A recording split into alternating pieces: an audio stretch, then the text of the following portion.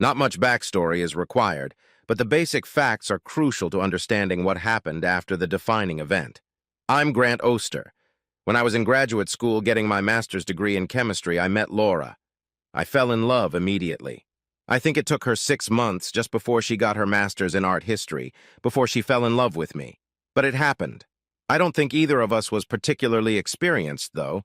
As far as I could tell, our sex life was excellent, and she never voiced any complaints.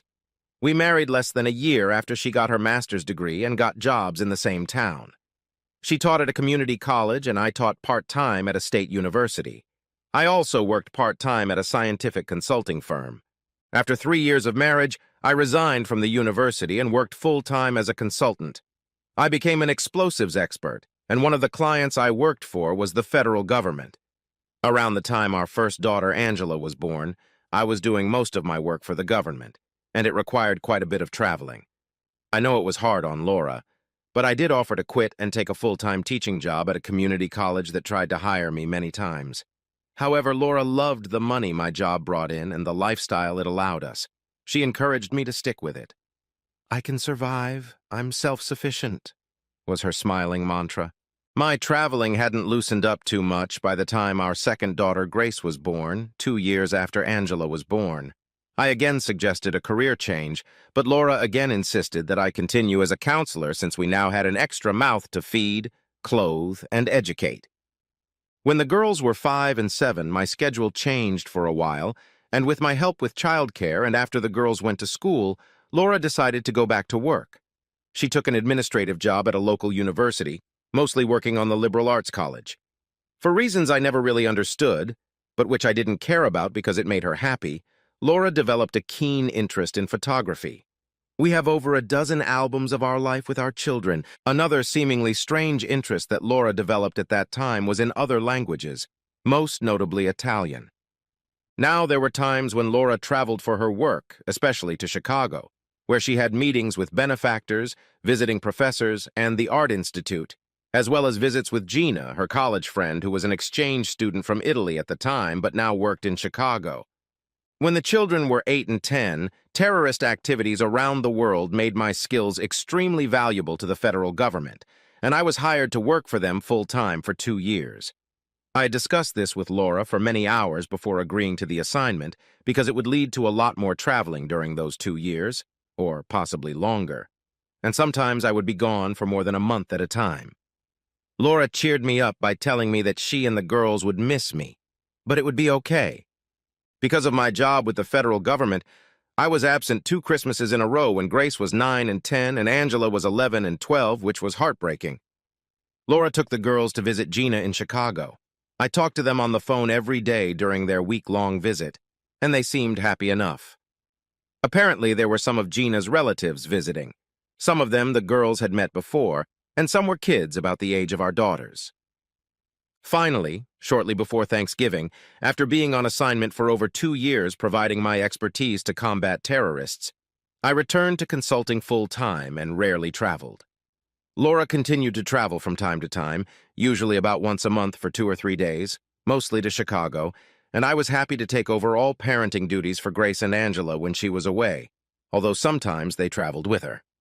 I think it is to be expected that girls grow closer to their mother than to their father. Although I had a good relationship with Grace and Angela, they never really shared important things with me, and they rarely asked my opinion on personal matters, although they always seemed to share personal information with Laura. It didn't really bother me much, except for one thing. They were never, ever as talkative as they usually were when talking about their experiences when they went to Chicago with their mother. Although they were not closed-minded about it, they never shared information willingly and often changed the subject with a laugh. Shortly before 18-year-old Grace started college out of state, while Angela was a freshman at another out-of-state college at the time, Laura was going through a dark period. When I caught her crying a few times, I asked her what was wrong. She wrote it off as her becoming lonely. She said she needed to go shopping with the girls in Chicago.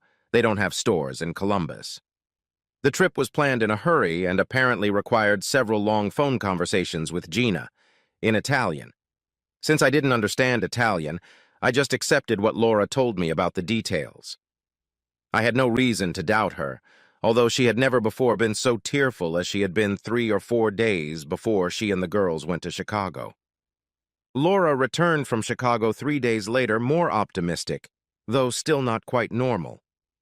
That wasn't what was surprising, however. What was surprising were the few purchases the three of them returned from their shopping trip with. When I asked about it, I was told that some items would be shipped later, including some directly to the girls' college addresses. I did notice that my sex life, which had never been bad except, of course, when I was away for long periods of time because I never cheated on Laura, had gotten better once Grace left for school. I attributed it to the fact that Laura and I had bonded as empty nest people, and I really liked that it started happening more often. Then a defining event in my story happened. One Thursday, I skipped work around noon without telling Laura, who was at her usual place of employment. I had planned to play 9 holes of golf, but the rain negated those expectations. I did, however, plan for our upcoming anniversary. I wanted to throw Laura a surprise party, so I talked to an event planner and got down to business. Around 3 p.m., a delivery man came to the door with a wooden box labeled Fragile, which he carried up the 4 front steps of our house on a dolly. The package was addressed to Laura. I signed for it, and with the courier's help, we placed it in the living room in a stable position, properly positioned this side up. I thought the delivery of the box was strange. I couldn't imagine what was in it. I looked at the return address, and it said Romano's Photography Studio, followed by an address in Chicago, which I knew was downtown. I called Laura at work and told her about the arrival of the box. She was silent at first. Then she said, "Oh, it's work-related. They were supposed to send it to my office. I think they made a mistake. Just leave it unopened, and I'll get someone to help me take it to the office tomorrow." Normally, this would be a rational explanation, except for 3 things. 1. The complete silence on the other end of the phone for a few seconds after I first told her about the box, long enough for me to almost ask, "Are you still there?" since Laura is never at a loss for words. 2. The way she told me not to open it. It was more of an order than a request, and you could clearly hear the tension in her voice when she said it. Having worked in anti-terrorism for several years, I, by osmosis, recognized the importance of stress and nuance. 3. Her entire demeanor, not just the command not to open the box, was tense. My curiosity was piqued enough that I took some photos of the box and entered the return address information into my laptop. The 4th thing that made me anxious happened as soon as Laura returned from work. After saying hello only carelessly, she ran over to the box, examined it. Obviously, she was checking to see if I had messed it up, and then was very vague and aloof when I asked her what was in it. "I'm not sure exactly, but I was expecting to see some artwork from an organization in Chicago that wanted to set up an exhibit at my school. I'll open it and look at it at work." "Would you like me to help and open it now?" I asked, not only to be a nice guy, but to test her reaction. "Oh, no. We need to, take a look at it at work to make sure there's no damage in case there's an insurance claim." The usually perky Laura stammered. The next morning, before I had even left for work, 2 guys from the college where she worked showed up and carefully moved the box into the school van under Laura's careful supervision. When I said, "I can't wait to see the exhibition at school, when will you have everything ready?" It wasn't because I was really interested in seeing the exhibit. It was to test Laura's reaction. Without making eye contact, she replied, I'm not sure exactly, but, of course I will. I'll let you know. If we decide about the exhibit."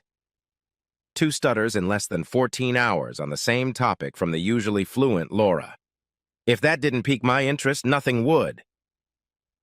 The 5th thing that pissed me off and made me suspicious was that Laura never said anything more about the mystery box. In the 2 weeks following the arrival of the mystery package, I learned most of what was publicly available about Romano's photo studios. It was a business in the United States of world-renowned photographer Piero Romano, a man I had probably heard of at some point, but surprisingly, a man I'm sure Laura had never mentioned, even though it was part of her hobby of photography and her work at university. She often talked about artists and photographers. Piero had a very distinctive style. Most of his photographs were characterized by both true photographic realism in some parts and effects in other parts. He was considered a master of the traditional photographic effects of bokeh, blur, panning, rule of thirds, and long exposures, often combining several effects in a single photograph. He was also the sole practitioner of a unique effect named in his honor, Romano's artistic ability, which I understand loosely translates to Romano's artistry, but I've never seen it spelled out in English, that no one else has been able to replicate and is difficult to describe in English. My best attempt would be to say that it makes some objects super realistic, while neighboring objects are fuzzy, and with changes in color, if the photo is in color, or hue within the same object, but that description falls short. While most of the information about Piero was intellectually and artistically interesting, two facts struck me. The person in charge of administration at his studio was his niece, Gina Romano Bianchi. I knew Laura's friend, whom I had met only once and never in Chicago. Her married name is Gina Bianchi. He died in a car accident last September 1st, and his memorial service in Chicago, before his body was shipped to his ancestral burial site in Italy, was on September 6th. What a coincidence that around September 2nd, Laura cried, presumably because she was getting lonely and that Laura and the girls were on their shopping trip to Chicago from September 5th. 8. Although I'm not a rocket scientist, I'm smart enough to have a master's degree in chemistry from one of the top 10 schools in the country, so I was able to figure it out. Despite how crushing it was to me, the only logical explanation was that Laura had had a real love affair with Piero Romano for at least 10 years, and that my daughters knew all about it. Another interesting fact. On April 16th, 3 weeks after I learned this information, there was to be an exhibition in Chicago of Piero's most famous and inspiring works, including those owned by private collectors, some of which had never been on public display before. I was sure that Laura would have a business trip to Chicago around this time, even though it was my birthday on the 18th, and the exhibition would likely include the photographs that had been in the box delivered to our home 2 weeks earlier. Never in my life have I been more motivated to come up with a plan to deal with my whore wife and traitor daughters. Because of my initial anger that I would have to suppress to accomplish what I wanted, I had to arrange a business trip for the night of the day I learned the compromising information, and 2 nights later. I apologized fervently to Laura in a message I left on her work phone after I had packed everything I needed from our home for a 3-night stay at a local hotel, promising to make it up to her. The first part of my plan was to prepare all the necessary divorce papers for filing as soon as I had the proof I expected. The second part was to find a way to get someone to attend the Chicago exposition and videotape it on the first day it opened, the 16th, which was by invitation only. The third part was to do everything I could to come out of my divorce with as much wealth and money as possible. I no longer cared about my relationship with Laura and was very close to having the same feelings for Grace and Angela. Part 4 was the ultimate revenge, including after the divorce was final. There was no problem with the first part. I got a recommendation from a good divorce attorney, Gail Schiff. She advised me on everything I needed to do, and although she recommended that the grounds be irreconcilable differences, she was willing to accept long-standing adultery. Gail just needed some evidence before she could file the papers, which I expected she would have on the morning of the 17th. And she could arrange for Laura to be served by a law enforcement agent other than the county sheriff, and with a private process server to record the events, on the last night of the show on the 18th. For the second part, I gathered as much information as I could about art appraisers with any connection to Chicago. I found a young appraiser named Roberto Milan who was trying to build his business. I actually went to see him in Chicago and talked to him for almost an entire day. Roberto was generally familiar with Piero's work and was confident that he could get an invitation to the opening on the 16th. He didn't mind shooting what I thought might be of interest, using the small, expensive, easily concealed HD camera I had given him, and he thought he could give a good and high estimate of what the photos I expected to be there were worth. Some really experienced appraiser might be able to refute my analysis, but I would be happy to accept the challenge as it would help me establish myself as a real player in the art appraisal world, were the final words that led me to hire Roberto. For the segment of parts 3 and 4, I cashed in 2 bearer bonds that had been held in our safe deposit box for at least 12 years. I couldn't remember if Laura had ever really known about them, and she certainly wouldn't remember them now. They were now worth about $25,000 together. For another piece of Part 3, I provided my attorney with a complete list of all our assets, including an appraisal of our house. I photographed all of Laura's jewelry and the entire contents of our safe deposit box, minus the bearer bonds, of course, and provided my attorney with updated bank statements, credit card numbers, and unpaid purchases, retirement and brokerage accounts. As a little snippet of Part 4, on the last day I was supposedly out of town, I snuck into the house while Laura was at work and magically erased my face from every photo in the dozen or so scrapbooks Laura had made over the years with a magic marker. Having never looked through them in their entirety before, I was surprised at the low percentage of photos I was in, no more than 15%. I also found 2 photos that I had never seen before, and even if I had, I probably would have considered them innocent. They were of Laura, Gina, Grace, Angela, and, drumroll, Piero. These photos I scanned and made high-quality photocopies before returning them to the album, crossing them out with a black marker, indicating Piero with an arrow and signing them, "The love of Laura's life." Laura told me 2 days after I returned from my business trip that she needed to travel to Chicago from the morning of the 15th to noon on the 19th. When I expressed disappointment that she would not be with me for my birthday party and offered to keep her company, she calmly, obviously she was counting on my reaction, objected, saying it was business, but that she would take me to the resort the following weekend and make it up to me in a way I had never experienced before. She accompanied that statement with a passionate kiss. As for all parts 1, 3I, and 4, that was a particularly risky part of my plan. The rest, especially after I got comfortable with the art appraiser and hired him, I was pretty sure would fall into place. The risky part was talking to Grace. I decided I needed to meet Grace face-to-face, so as soon as I dropped Laura off at the airport on the morning of the 15th, I drove about 250 kilometers from Columbus to Carnegie Mellon University in Pittsburgh, where Grace was studying chemical engineering. Why Grace and not Angela? Although both girls were much more in tune with their mother than with me, Grace was much more like me, at least as far as how her brain worked, than Angela. Neither Angela nor Laura could ever have envisioned a course of study in chemical engineering, certainly very close to my chemistry degrees. Grace also had a harder time lying than Angela or Laura, and although her refusal to tell me about Laura's love affair with Piero indicated otherwise, or maybe not, she was more concerned about family than Angela. I called Grace's cell phone when I was about halfway there. She really seemed excited about the meeting. I told her I would take her out for a late lunch at a real restaurant. We met at a restaurant of her choice, about a kilometer away from campus, and took a secluded table. After we ate, I said, "I need to talk to you about something very serious, Grace." A puzzled expression appeared on her face. "Are you okay, Dad?" Physically, yes, but emotionally, despite the obvious lack of outward manifestations, I'm a wreck. Before I talk to you, though, I want you to promise me that you won't tell anyone about this, including your mom and Angela, until the day after my birthday.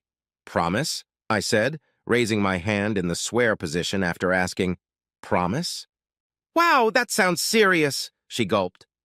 "Okay, Daddy, I promise, I swear," she said, raising her hand and trying to squeeze out a smile. "I found out about your mother's affair with Piero Romano, and I'm trying to decide whether to divorce her," I blurted out. "Oh no, Daddy," she exclaimed, pressing her hand to her mouth, tears welling up in her eyes. "There's only one hope.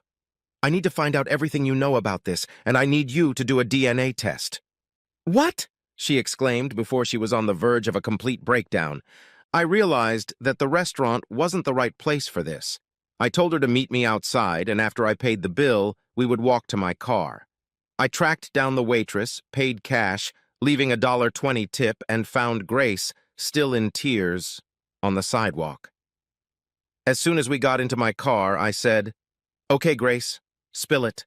Our family's continued existence depends on it." After a few minutes of sobbing, during which she couldn't get anything out of herself and I just stared at her, she began to speak. "And I didn't realize that my mother was sleeping with Piero, or Uncle Piero, as we were told to call him, until I was 12. Despite the displays of affection every time we were in Chicago, especially at Christmas. I know this from Angela's comments that she made that she knew before, but I wasn't sophisticated enough to realize it. I talked to my mom. She said it was mature, that she was in love with two men, and that I would understand when I grew up.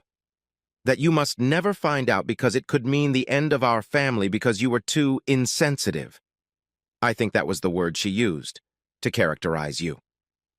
So I was sworn to secrecy. Grace was silent again for a moment and then continued. I hoped that Piero's funeral would be the end of it, and that you would never find out. After she made a fool of herself at his coffin, I confronted her again. I told her that if she had just jumped into the arms of someone else, I would have told you the whole story. She slapped me and asked me how I could think of her as a whore, that she loved Piero and she loved you and there would be no one else. She just had to honor Piero's memory. I believed her and prayed that this day, when you find out, would never come, because I'm sure she wouldn't have another love or even a sexual affair. I pestered her for more information until I decided it would be counterproductive to get more. She was, as I had hoped, still in a state of mental anguish when I distressed her with the second reason for my visit. I'm hoping to build a relationship with your mother, Grace, and what you've told me will help. However, I need something else. I need us to submit DNA samples to make sure you're my biological daughter. No, Daddy, no, she screamed. You're my only father. I know I am your father, I replied, but I need to know if I am your biological father, too. Let me wet your cheek. I'll wet mine, and we'll put them in this envelope, I said, pulling a large envelope from the back seat. And together we'll send it to the testing lab. She protested some more, but finally agreed. I blotted her cheek. Then I blotted mine. I pretended to drop the sealed tampon on the floor of the car, then pulled another from under the seat to take its place. She never noticed. I showed her a letter in an envelope addressed to the lab. She saw 2 swab containers in the envelope, and then I sealed it. The instructions in the letter were to send the results both directly to Grace and to me. As I drove her back to campus, she watched me drop the envelope into the express mailbox on the way. As we hugged goodbye, she pleaded, "Promise me that you'll forgive your mom and you'll make it work." I can't promise now because I don't lie like she did. However, you have done your part to increase the chances that it will work. Now remember, don't tell anyone about our conversation until the 19th at the earliest. I promised, she smiled. Then she hesitated. There's, one more thing. I have to tell you, Mom and Angela will be at the Chicago exhibit of Piero's work, some of which are pictures of Mom on your birthday. She told me that she was sorry about the way things turned out, but she has to attend because the works she inherited from Piero in his will be on display. She wanted me to come too, but I had too much schoolwork to do. I smiled, and as nonchalantly as I could, I replied, I know. Thank you for your honesty. We hugged again, and she walked away. She didn't see the tears I was shedding, knowing that my relationship with Angela was now as dead as it was with Laura, but not yet deciding if I could save her and Grace. Grace didn't know that I had recorded our conversation in the car. There was one thing Grace didn't know, one that would hurt her and was part 4th of my plan. The tampon I put in the envelope that supposedly belonged to me belonged to an Italian-born janitor who worked in my office building and with whom I had been friends for years. I promised to pay to determine his family tree as a birthday present to him. He didn't even ask why I needed 3 swabs instead of 1 to do it.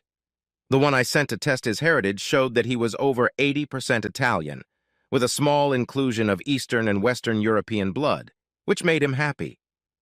Why did I put the Italian's DNA in what was to be tested instead of my own? Because I wanted everyone to be hurt. The reason I used the Italian is because during DNA testing they can, even when comparing 2 sets, figure out the origins of both authors. And since Piero was Italian, I wanted everyone to conclude that he was Grace's father and, if I could figure it out, Angela's. I crossed my fingers that Grace wouldn't tell. I'd spoken to her on the phone on the 16th and 18th, and she'd promised me she hadn't.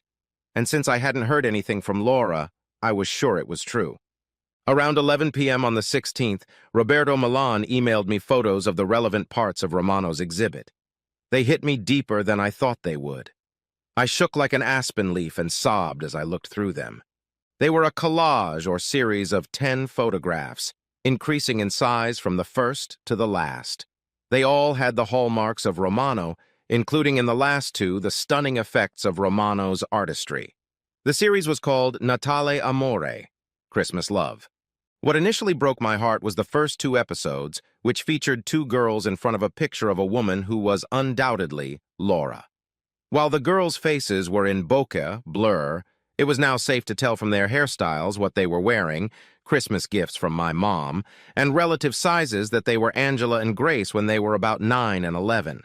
In the second picture of the first two, one of Laura's breasts was exposed, and she had a look that could only be described as "fuck me."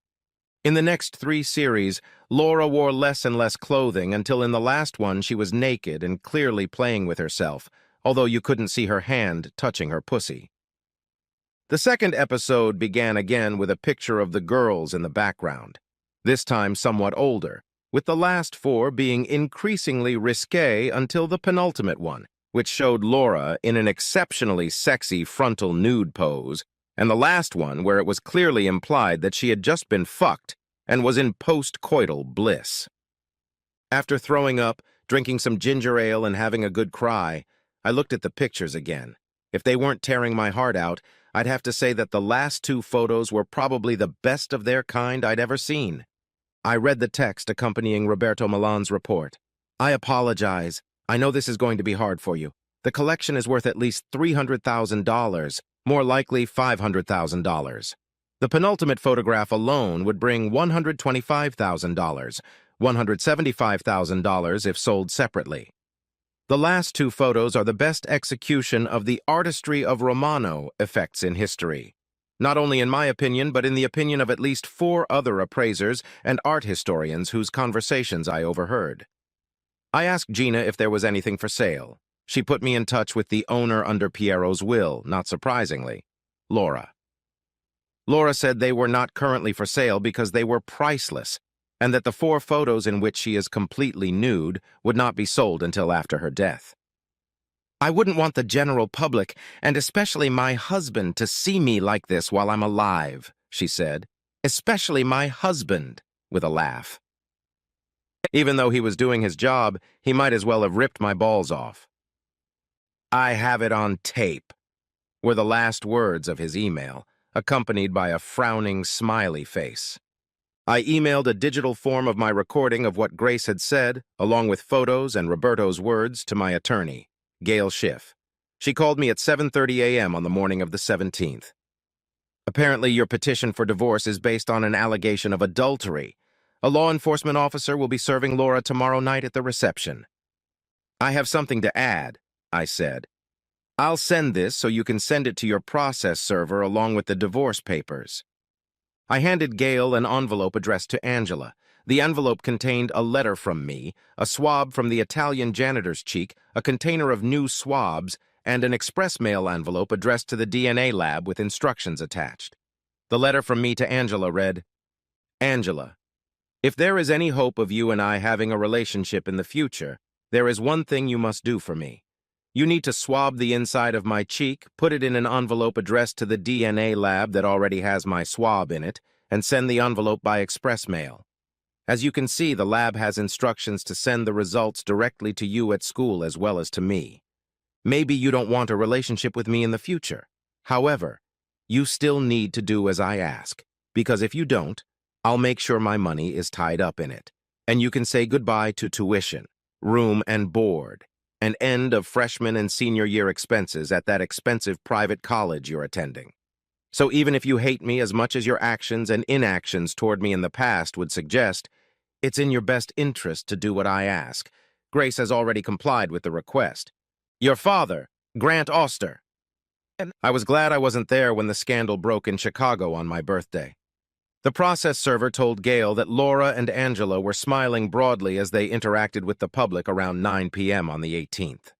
They were puzzled when the law enforcement officer handed them envelopes, as the process server who was with him was taking pictures. They opened the envelopes on the spot. The law enforcement officer left, but the processing server stayed, taking more photos until he was kicked out. The photos he emailed to Gail and Gail emailed to me showed Laura sinking lower and lower to the ground, finally landing in a fetal position, and Angela first distraught, then angry. She tried to tend to her prostrate mother. "Really ruined the holiday," was the treatment server's final cryptic comment in the email that accompanied the photos, with a smiling emoji attached. Angela called me on the morning of the 19th, expressing her disgust at the way I'd filed this with the papers. To which I replied, "Tough bitch, traitor. Tell that to someone who cares." Those were words I'd never spoken to her before in my life. She said, "I'm not inclined to do the DNA thing." "Don't you want to find out who your biological father is, instead of the chump who's been supporting you all these years?" I asked sarcastically. "You're my father," she replied. "Maybe, maybe not," I replied. "One thing is for sure, though. I've already asked my lawyer to freeze all of your mother's accounts and mine.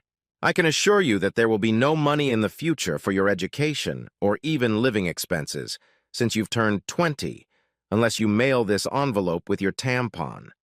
Now that I think about it, I'm going to need a videotape of you wiping your cheek with your tampon, putting it in an envelope and mailing it, all at the same time to believe you, given the lies you've told me over the years." "That's cruel. I didn't lie to you," she growled. "Oh, really?" I chuckled. "But you didn't tell the whole truth, did you? Your sister is remorseful and will get her tuition paid. Obviously, you're as nasty a bitch as your mother, so I'm not going to waste my time discussing this with you. Because you make me sick. Either do as I say and email me the video, or this is the last conversation we'll ever have in your life." With those words, I threw the phone down. It's nice to have a landline where you can make a statement by hanging up, rather than just pressing that red button, which had no accent, on a cell phone. The nasty mother bitch made no attempt to call me on the 18-21 set, and probably postponed her return to Columbus for 2 days, feeling sorry for her crony Gina. The excitement at the show on the 18th was noted not only in the 2 major Chicago newspapers, but also in 2 national art publications. In each appeared a photo of Laura lying down, obviously sold to them by a process server. I laughed heartily in between urges to empty the contents of my stomach. Apparently, the nasty bitch had indeed come to the house, which, as far as I could tell, was no longer a house, on the 22nd. I only know because the envelope I left on the new front door, steel with a reinforced frame and replaced lock, just like the side and back doors, was no longer there, and my lawyer left a message on my cell phone that we needed to talk. The envelope was addressed to "Nasty Fucking Whore," and I assumed Laura must have known it was her. My internal message was brief. "Hey, bitch, have your lawyer contact mine to see when you can get your personal belongings. The sooner we sell the house and end our sham marriage, the better. I will fight every attempt you make to get back into this house until it is sold. Do something worthy for the first time in our farcical relationship. Don't fight it. Not that you would fight it for any other reason than economic, since you have no love or respect for me. Your former ignoramus Grant. P.S. The doors are padlocked. Any unauthorized entry will result in the destruction of all your previous family albums." The attorneys needed to appear in court to decide something about the living arrangements. I probably could have gotten exactly what I wanted if I hadn't written that P.S. in a note to the whore, but I couldn't help myself. Eventually we, through our lawyers, agreed to vacate the house and put it up for sale immediately. In doing so, the amount of our temporary housing expenses would be factored into the division of the estate.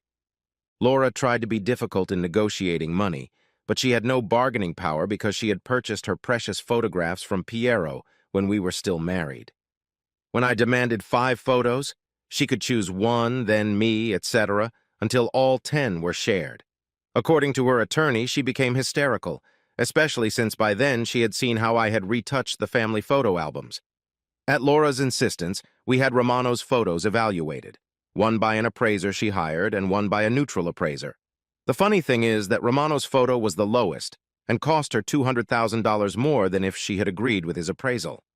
Since this had a serious impact on what she would end up getting, she offered me 2 photos, the ones she chose herself. However, she rescinded that offer when I asked my attorney to tell her that I would agree on the condition that she take them to a local landfill and observe what I would do with them. When all was said and done, by the time the divorce proceedings were finalized, Laura was left with her personal belongings, including all of her scrapbooks. She was angry that I didn't want any of them.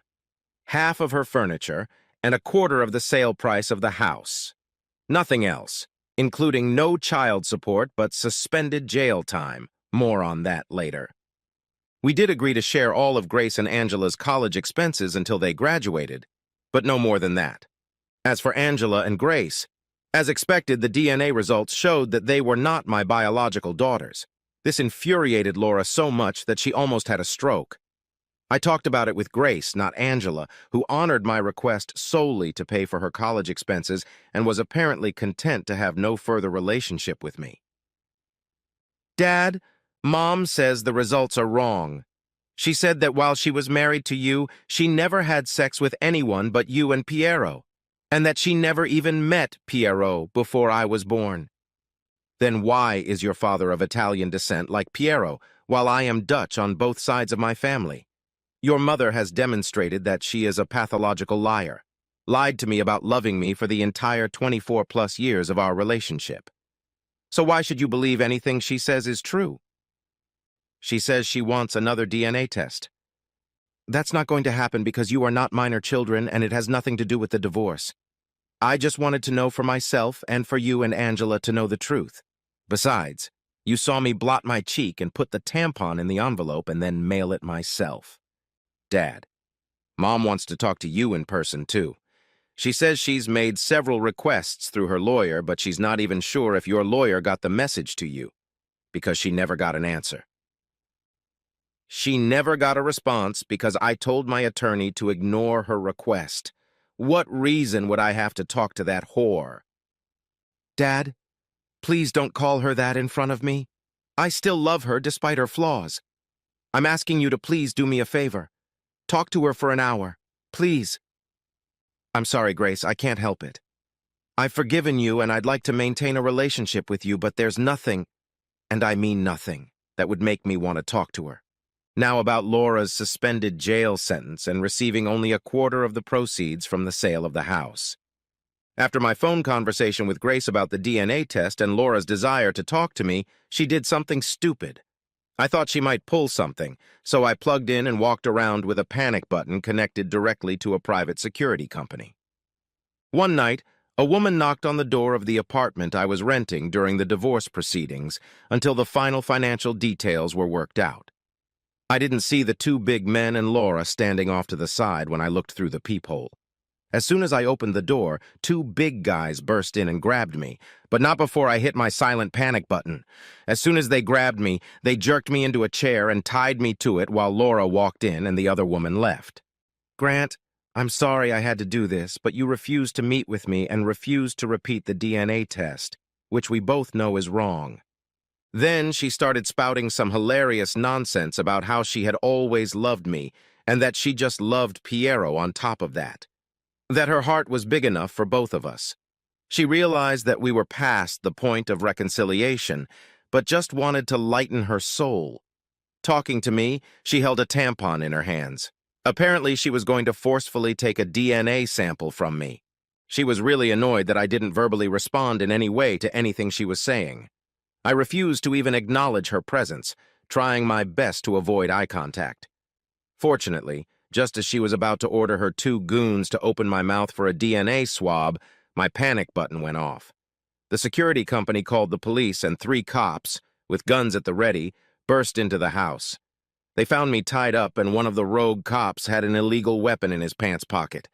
I explained the situation as the cops held the 3 of them at gunpoint. The cops ignored Laura's request to just let them go. They didn't want to hurt me. They arrested the 3 of them. A minor assault didn't please the judge in our divorce proceedings. After she made it clear that if she had to rule, it would be really bad for Laura, I got the division of property and other considerations outlined above. The criminal court took pity on Laura as this was her first offense.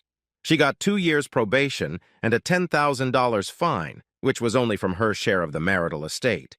The 2 boys didn't do so well because they had dark histories. One got a year in jail before parole would be possible, and the one with the illegal weapon got 5 years before parole would be possible. The fourth part of my plan didn't end when the divorce became final, although I don't admit here or anywhere else that I had anything to do with it. Just karma is what I always answer when asked about it. 18 months after my divorce was finalized, I was on a Caribbean cruise with a 32-year-old hot little divorcee who loved to be treated right and rich and loved sex even more. She was too much like Laura at that age and had too much of a temper for me to seek a permanent relationship with her. But she was fun to be with, even though she wore me out fucking. While I was on the cruise, Laura's apartment was broken into while she was at work. The apartment was trashed. Some things were stolen, including the second most provocative and valuable photograph of Laura Romano. She had loaned the most valuable and provocative one to an art gallery for an extended period of time, so it wasn't in her apartment. However, more items were destroyed than stolen, including 7 of Romano's 8 remaining photographs and all the family photo albums, all but the 2 earliest. Of course, I was a suspect when I returned. Obviously, I couldn't have done it myself since I was on a cruise 3,000 kilometers away, but Laura insisted to the cops that I had paid someone to do it. When the cops approached me, and once they started asking questions indicating I was a suspect, I refused to talk to them and hired a criminal defense attorney. After searching my phone and financial records, which certainly did not include 2 cashed-in bearer bonds that were never part of the divorce estate, they could find no indication that I could have paid anyone to do this, and there was no connection they could find to anyone who was capable of doing so. To do what had been done. I got the distinct impression that 6 months after their initial contact with me, the cops had pretty much given up, though I'm sure Laura continued to harass them. As soon as the statute of limitations expired, I threw a party. My "It's Finally Over" party was attended mostly by friends. My parents were no longer alive, but my brother, his wife, my 2 nephews, my new love interest Melody, a widow my age, Melody and Grace's 2 grown children, her husband, and my granddaughter were there. I had no relationship with Angela then, and have none now. I was not invited to her wedding, and would not have gone even if invited. However, I have heard from Grace that Angela's husband caught her cheating, and she is in the early stages of divorce proceedings. Laura gave Grace an ultimatum: either cut all ties with me or her. To everyone's surprise, including mine, she chose me, probably because she was convinced that Laura, as I had envisioned her, was a pathological liar. More importantly, Grace realized how horrible it was that her mother had thrown information about her relationship with her lover in her daughter's face and made them lie to cover up her infidelity. Grace didn't want her children to face that attitude. Only one thing had caused friction between Grace and me over the past 5 years. I told her the truth about the DNA testing. She was angry with me at first, but she forgave me, just as I had forgiven her for her duplicity over the years. She was actually very happy that I was her biological father. I had another DNA test done to prove it, in addition to the practical one. I do believe Laura moved to Chicago, but I don't know for sure, and more importantly, I don't give a shit.